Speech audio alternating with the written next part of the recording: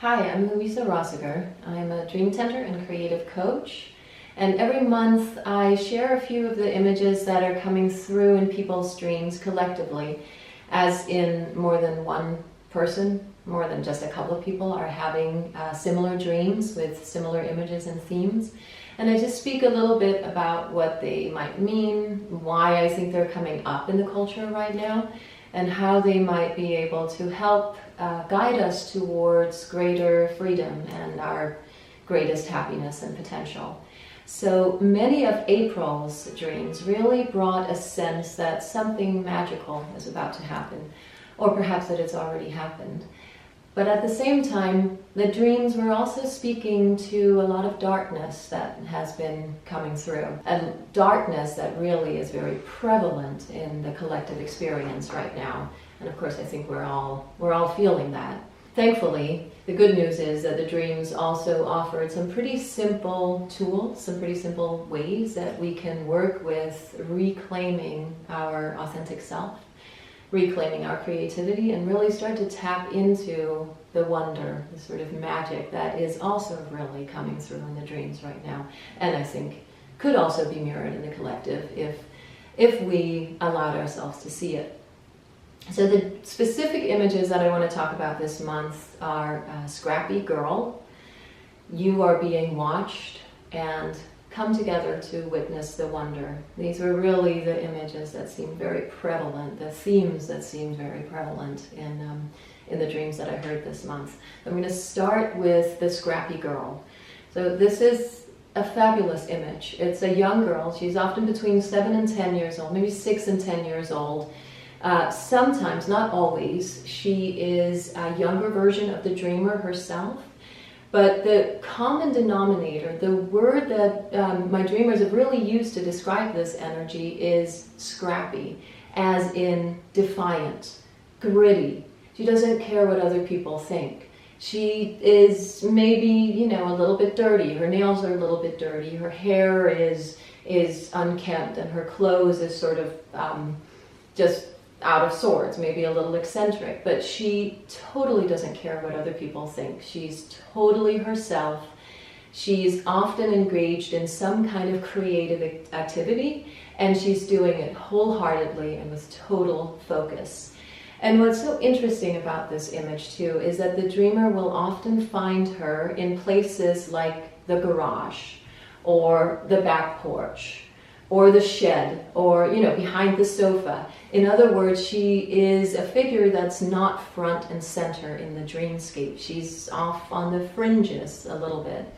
And whenever we dream of a figure like that, that's not front and center in the experience that we have in the dream. It speaks to some kind of aspect of us that perhaps willingly or unwillingly we have shoved aside over the years, that now wants to be known. It wants to come front and center, it wants its voice to be heard, and it wants to be integrated so that we, the dreamers, can live a more full experience of life. And so it's interesting to note that this scrappy girl has really been showing up for dreamers who tend to perhaps over-identify a little bit with being good, well-functioning members of society. And I don't think there's anything wrong with being a well-functioning member of society, but if we are only ever preoccupied with ticking the boxes, if we only ever try to please others' expectations of who we should be, of course we're living a very narrow sliver of our lives. And so scrappy disobedience really seems to be coming in to course correct these dreamers who perhaps have strayed into the territory of pleasing others at the expense of living their own dreams, living their own desires. And because of that, she often brings up a lot of feeling for the dreamer. Very conflicting feelings, like a little bit of embarrassment because she's such a rule breaker, and she'll often be like stealing cookies from mom's jar, or she'll be dancing wildly, or something like that. The dreamer feels a little bit embarrassed or sort of put off by this aspect at first, which then will lead to an exhilaration or an excitement about discovering her. And that then will often lead to nostalgia, sadness. You know, I never really lived this side of myself. I never gave that side of myself its voice. And I think a lot of us can really relate to that, right? Because it's, when were we ever fully free to be who we wanted to be? There's so much expectation put even on young children these days. So thankfully, this scrappy girl comes in and says, no, let's try something else here. Let's try to just make something. Let's try to just make something happen. You know, let's try to just see what happens if we do this thing. So she really invites the dreamer to come out of whatever persona shell she's in and tap into an authentic voice, tap into an authentic need for something that doesn't have to be good, it doesn't have to be perfect, it just has to be what the dreamer wants to do. And so a lot of the dreamers who have been working with this image over the last few months have found this freedom and this joy of creating again, and really this joy of being alive. And I think that is just such an incredible gift, not just to the dreamers, the individual dreamers, but really to the culture. Because right now, you know, we all know that the structures we have lived under for so long are shifting. The old world is dying. And whether we like it or not, we are sort of tasked with bringing in whatever the new world is going to be.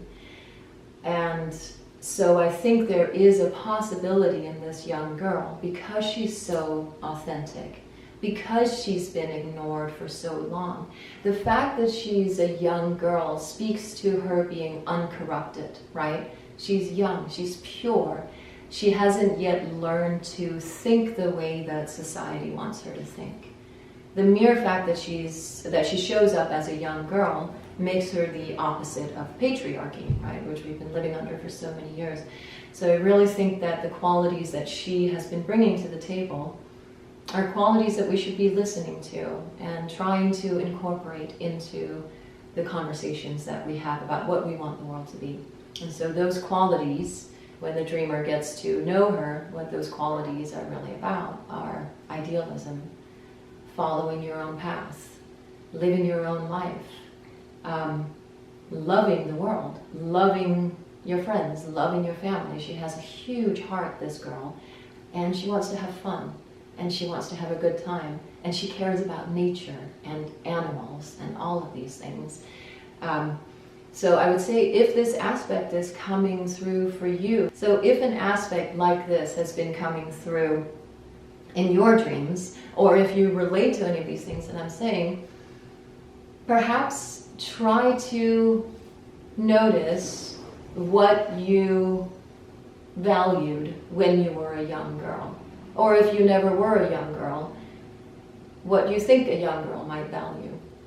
What would that voice inside of you sound like? What would that aspect want to do? What would they want to make? How would they want to make it? How would they solve the problem? The one that you're having or the one that the world is having. And it might seem small and insignificant.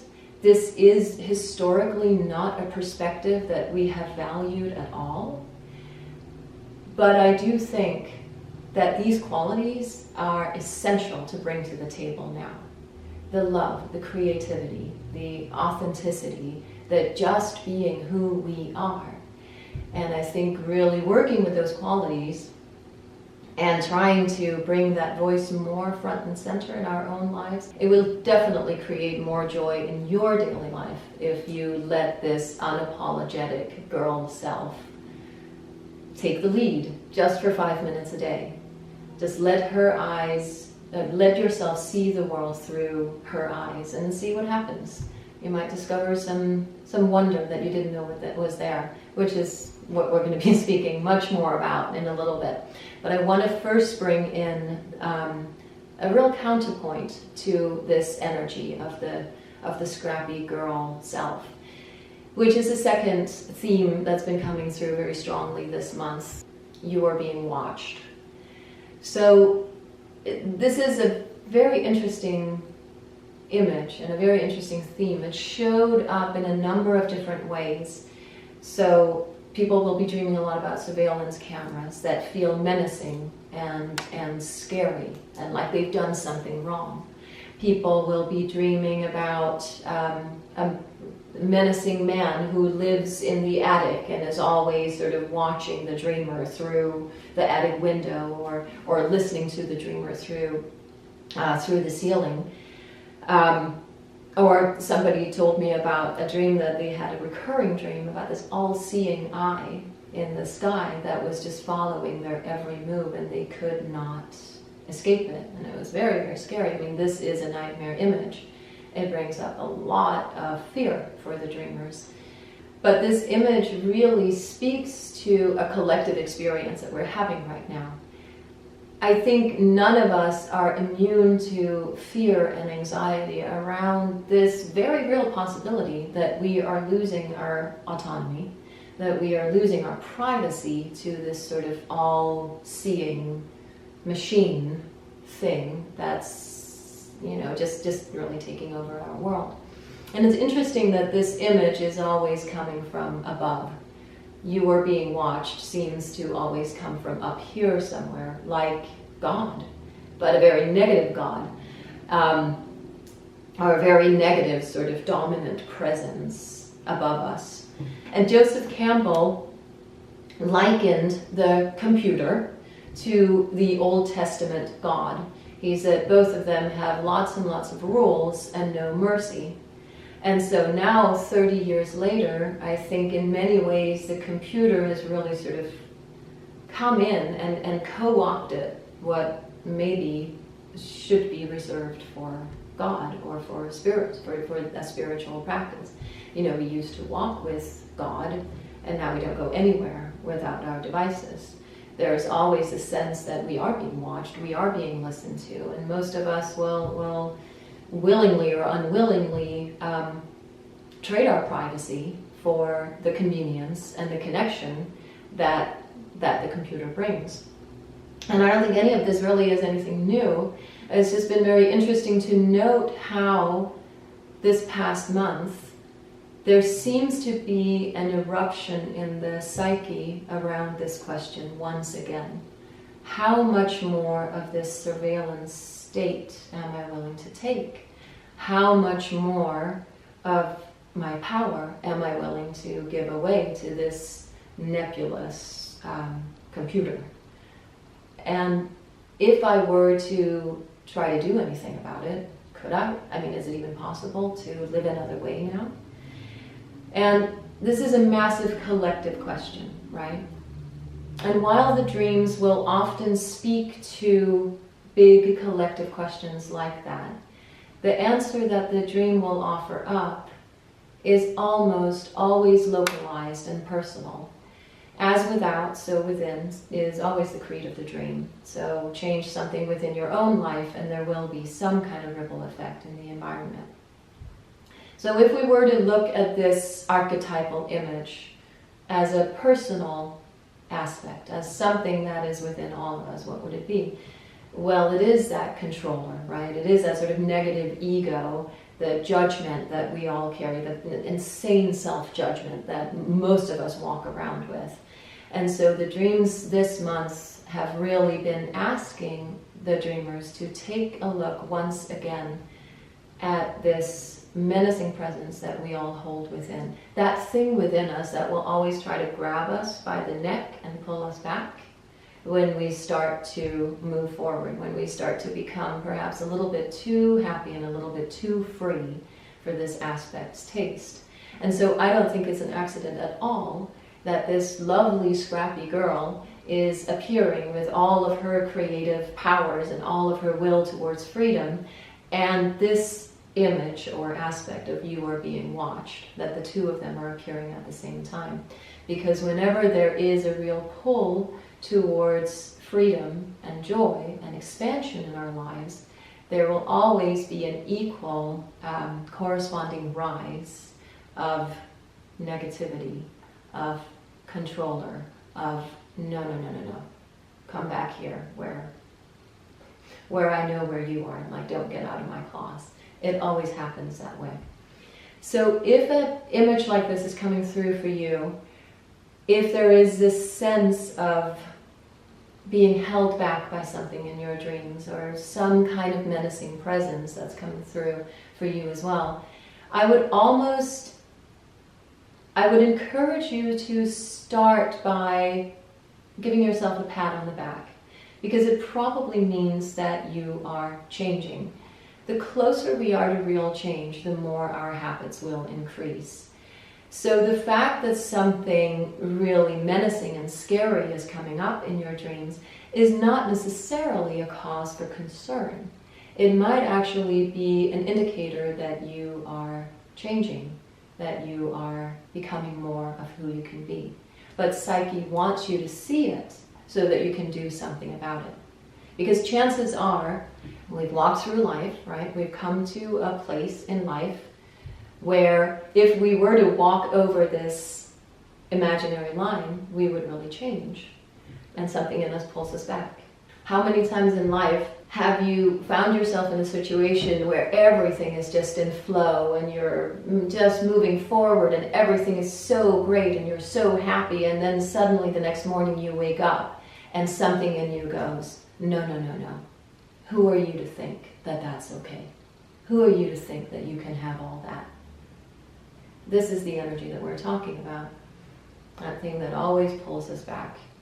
And Psyche wants us to know it so that we can change it. There's a very sort of famous Carl Jung quote that goes something like this: what isn't brought to consciousness comes to us as fate. And so what he's saying is that everything that we don't take a look at will control us without us knowing it. And we'll think we're just fated to have a certain life, but actually we're not. It's a mechanism in us that if we were to see it for what it is, we could change it. So if a controlling, sort of watching, menacing presence might be showing up in your dreams, again, I would encourage you to start by finding some solace in the fact that you're probably moving out of a life that no longer serves you. And there's just that mechanism inside that's trying to pull you back into the life that is known and comfortable and not so authentic to who you are. But this is a good thing. Again, the closer you are to real change, the more your habits will increase. And difficulty and overwhelm in the process of that change doesn't mean that you should stop changing. All it means is that you're on the right track. But just like in the movies, the greatest reward always comes after the lead character fights the greatest enemies. And I think we always feel the most shackled, the most scared and held back the moment before we break through. So keep going, feel the feelings that are coming up by engaging with this image. Work with it maybe a little bit here and there, not every day, not all day, because then it becomes overpowering. It's also not going to work to try to fight back. It's not going to work to try to kill it. These forces of negativity in life are way too powerful for that. So I would say always the antidote to fear, the antidote to stuckness is creativity. So sit with an aspect like the scrappy girl. Find some figures of support in your life, whether from dreams, whether from your actual waking life, whether from the natural world, and just imaginally bring them into your space with you just for a couple of minutes a day. And really revel in the support that the imagination can give you. And then if it feels right, yes, definitely get to know what this menacing presence is about, but only for a few minutes a day. And always with the intention, or with setting the intention, that I'm doing this because I want to get to the beautiful life that my soul has in store for me, that I'm probably already living most of the time. At least if the dreams are any indication, this beautiful life is a lot closer than perhaps we think right now. And that brings me to the next theme or image that's really been coming up this past month. And I've chosen to call it Come Together to Witness the Wonder. So many of April's dreams brought this sense that something magical is about to happen, or perhaps it's already happened. One dreamer was talking about this sky event that happened in her dream, where all of these shooting stars were happening in the middle of the day. There's total awe at seeing this sight. One dreamer had a dream about welcoming relatives from distant lands that nobody had ever heard about, and there was this real sense of just familiarity and recognition. One dreamer turned a corner in a city, and this huge, beautiful natural landscape opened up. And really, the common denominator in all of these dreams is that the dreamer realizes that, wow, this was here all along. I just wasn't seeing it. How is that possible? It's so magnificent. And so then the yearning that the dreamers will feel is that they want to share it with others. They really want to bring people together to marvel at the beauty and magic that is the world. And so what I marvel at when I hear dreams like that is this way that the dreams have of just offering up such a simple yet profound and just perfect tailor-made answer to the predicament that the dreamer is in. And I really think that this is a very collective image. It speaks to this level of just anxiety and difficulty and division that we are just all so destroyed by. You know, the way that we live in the world right now is such polarization and such just everything is just in this doomsday mindset the whole time. You know, I think it's causing tremendous anxiety to the point where we're becoming very myopic in this anxiety state. But Buddhism will teach us that what we fuse with is what we take on the characteristics of. So in other words, what I see in the environment is, or what I choose to focus on in the environment is who I end up becoming. And who I am, once again, you know, in turn is reflected back out into how I see the world. And so the antidote to all that anxiety, at least according to the dreams, isn't to focus more on all of the things that cause anxiety. If we only do that, it'll destroy us. The antidote that the dreams are offering up is witness the wonder. Come back to seeing what is wonderful about life. No matter what side of the political spectrum we're on, I think we could probably all agree that a meteor shower is a magnificent thing. And one just happened this past month. I wonder how many of us actually took the time to get up in the middle of the night and look up into the sky and see it. Because I think if more of us had, it would probably at the very least have helped us forget all of those reasons to be anxious, at least for a minute. And at best, it would have helped us remember that no matter what might be going on right now, this is just a moment in time. And there is something inside of us and in the cosmos that is eternal. And when the dreamers tap into this sense of wonder that the dream offers up, and they start to tap into that sense of wonder in their daily lives too, something really amazing starts to happen, which is they start to see wonder everywhere, you know, in their gardens, in their children, just on their drive to work. And I think this is truly something that we should practice with some urgency right now. You know, the Course in Miracles says that a miracle is nothing but a shift in perception. Beauty, wonder, the miraculous, I think it's still here. We just have to shift the way that we see. And again, anytime we perceive the wonder in the world will mirror back more for us to wonder at. I always say, Psyche doesn't ask for hours of our time. This really is just a matter of a couple of minutes a day. Just give yourself a couple of minutes to find something to wonder at. And I really do think that it would shift the collective energy if more of us little by little, every day, practiced making wonder our lodestar. Who knows what could happen then? So, tying it all together, I think the dreams this past month, they're definitely asking us to pay attention to the darkness, both within us and around us. But they're also offering up some really simple, easy methods through which we can reclaim the love and creativity that even now is our birthright. You know, doggedly insisting on being who we are, coming together to witness the wonder that is the world, pointing out that wonder to others, reveling in the beauty of the world, even just on a minor scale.